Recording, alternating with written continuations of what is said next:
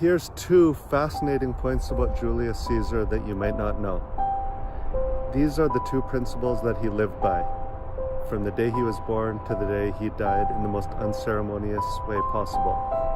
Rule number one that he followed was, you always have more options than you think you do. I'll say that again. You always have more options than you think you do. Everything is possible. The second piece of advice that he followed his whole life is that always do what is least expected.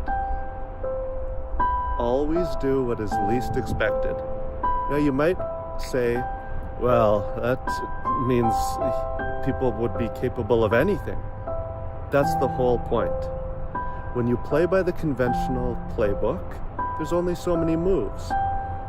Any discipline in life, whether it be sports, the arts, politics, engineering, the real winners, and if you don't like the term winners, the real game changers are the ones who are most willing to think outside the box. Now, when Caesar entered Rome for the final time, when it led to his obvious assassination, spoiler alert by the way, he had a choice. He could have disbanded his army or kept his army. Now, if he would have disbanded the army, a catastrophic thing would have happened. He would have been arrested. And for such an ambitious man, he was willing to put thousands, if not millions of lives on the line for his own glory.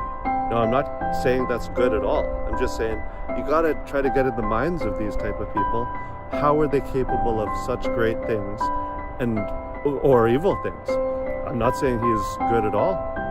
He killed more French people than most wars except World War I and II. Now, they were called Gauls at the time, and it's a long story that, trust me, I'll be making so many videos about the Roman Empire, the later stages of it especially, that I won't get into it too much here. But I'll just add this.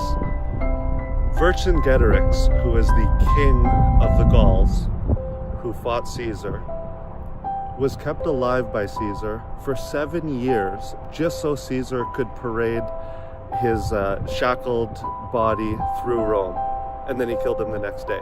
So he literally kept his opponent alive for 7 years just so he could be basically a glorified war trophy. That's the kind of thing that a man like Caesar does.